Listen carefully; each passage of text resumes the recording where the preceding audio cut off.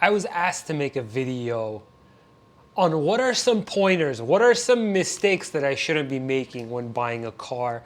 And I said to myself while I was in bed, I'm like, let me get a head start on this list. And I came up with 18 different common mistakes that people make when buying a car. You don't have to study this list, but just be aware of the mistakes. Sort of just keep it in the back of your mind.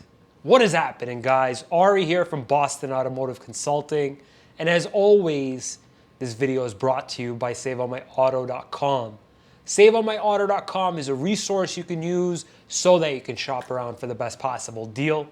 And if you haven't already, please consider subscribing because this whole channel is dedicated to giving you everything you're going to need to know so that you can negotiate your best possible deal. Now, I came up with 18, but I'm positive if you go in the comments, some of my subscribers, some of my loyal fans will be listing off some mistakes you shouldn't be making when you're buying a brand new car. And keep in mind, there are some particular things people do look out for on certain cars. However, a lot of these tips don't take into account any sort of mechanical or physical defects in the car that you're looking at. So make sure that you're doing your due diligence regarding the actual car. With that being said, diving into this list, you guys. Number one, you should not be doing the initial stages of your research at the dealership. A lot of the research you should be doing in the very beginning should be done exactly how you're doing research right now, and that's by checking out YouTube, checking out car reviews, doing as much of the eliminating as you can online. Don't go into the dealership because the more and more you get worn down at the dealership, the more and more you're gonna wanna rush through the actual negotiation process. Number two, you don't wanna start the process too late and you don't wanna start it too soon. So normally when you're shopping around for the best deal on a car, normally about 1 month, 1 to 2 months max is the earliest you want to start. And the reason being is if you collect the best price 3 months in advance, more than likely you may leave some money on the table or that pricing will no longer actually be valid anymore. And you might have to restart the whole process. Number three, going into the dealership without an appointment.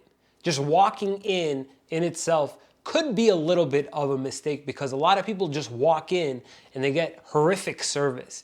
They wait a long time before somebody even sits down with them. They wait for the person that's helping them to bring up the car. It's a lot better of an idea for the dealership to expect your visit, for somebody there to be primed and ready for your visit.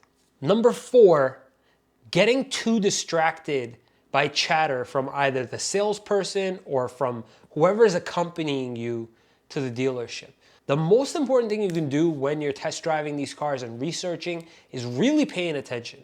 The more and more you can just focus in on the car that you're researching, the more of a sound decision you're making. A lot of the hesitation that people have when they sign a deal on a car is that they may not actually be fully convinced of the car they're about to buy, or say they did pull the trigger too soon. The moment they leave the dealership, they finally realize, I really don't like the road noise that this car produces. Maybe the tires suck. Maybe they got the sport package when they shouldn't have, and they were being distracted during the test drive to even look out for these things. Number five, this could be a potential catastrophic mistake, and that's not doing your due diligence on your trade-in. A lot of companies now online, and specifically CarMax, will look at your car, will offer you a number for your car that I believe to be an aggressive retail type offer. If you're gonna be trading in your car, the worst thing you can do is not have an offer from another place on your car before you go to the dealership. What I like to do is recommend to people, go to the dealership with a committed number that you know somebody else will give you for your car if you're determined to just trade it in and avoid a private party sale. Number six, a big mistake that a lot of people do is solicit pricing in person. As in shopping around for the best deal in person at the dealership. This could backfire on you because a lot of sales managers, the moment that you start discussing price, don't want to stop discussing price until they've sealed the deal. So be careful when you're shopping around for the price in person because a lot of the times they're trying to get you to buy the moment that they start talking about price. Number 7 is going into a deal and not knowing what your bank or credit union has to offer you in terms of an interest rate for the car you're buying. Relying on the dealership to produce the most aggressive interest rate is not going to help you. And the moment that you bring in a very aggressive offer to the dealership from your bank or credit union, that's when they're going to want to try and match or beat it. Try to get them, though, to beat it. Number 8, relying on figures that a friend or a family member achieved in a previous deal that they did months ago. That's a big, big mistake. The reason why is that, okay, if you know your friend did a ton of research, bought the car for this and this price, and your goal, you're determined to get that same price, what if there was additional rebates released after that they bought the car? What if you get a dealer to agree to a price that, hey, you may have saved another $2,000 had you done a little bit more homework on what rebates were available at the time? Number 9, don't have too much time to kill at the dealership. People like to free up their entire day. And guys, this is obvious. This is perfectly obvious in the way that you're handling everything that's happening. You're probably looking very, very laid back. You might answer the question, no, I've got a lot of time, or no, I got the rest of the day off. Have something to do after your dealership visit. It's completely obvious when somebody's really, really fidgety and needs to get out of there. And typically when you're like this, things tend to move a little bit faster. Number 10, don't pull your credit too soon. If you pull your credit now and then say 3 weeks from now, you still haven't bought a car, you got to pull your credit again. A lot of the times when people are pulling their credit, they've got about 2 weeks to keep doing that at different dealerships for it to count as one inquiry on your credit report. The moment that you cross that 2-week threshold, you have to start a completely new inquiry on your credit score. Save all that credit pulling for later on during the car buying process. Speaking of credit, number 11, don't rely on the dealership to tell you what your FICO Auto Score 8 is. The FICO Auto Score 8 is the credit score that I'd say 90% of all dealerships are using to determine if you're a 720 plus credit score. You don't need to rely on them to tell you what your FICO Auto Score 8 is. You can have it pulled from FICO. I've got a link to that in the description as well, where you can check and see what your FICO Auto Score 8 is on your own. Number 12, don't just shop at one dealership.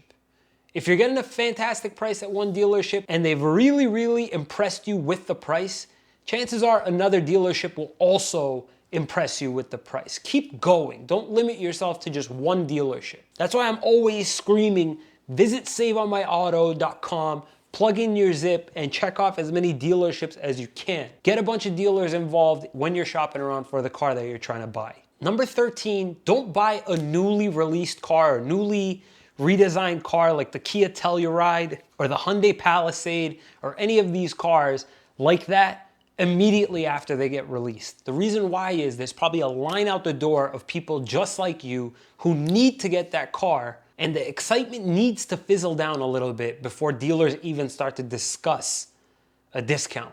Number 14, you're not doing enough homework on what you should be paying for the car. There's tons of resources out there to at least give you a baseline, to at least give you a minimum of what you should be targeting on this deal. You'll see from my other videos that these are all particular vehicle related negotiation guides. Like, I produce content that tells you what to pay on particular cars. And if you're not doing enough homework, you're really doing yourself a disservice. Number 15, don't focus on the car payment. Don't focus on the monthly amount. Do your own calculations. The reason why I'm saying this is a lot of people are so focused on a particular payment that they eventually get suckered into like a 66 or a 72-month loan. The most important thing to do is, after you've shopped around the best price, after you visited a ton of different dealers or requested pricing from Save on My Auto, do your own calculation. All you care about is the selling price of the car, the interest rate if you're gonna be financing, and tax title registration. Plug all that in and do your own math just to get that sense for what your payment should be. Anything absurdly more or less than this number, and you wanna see a breakdown of the math. And if at all possible, do not do more than a 60-month term if you can. Number 16, don't pay for stupid fees.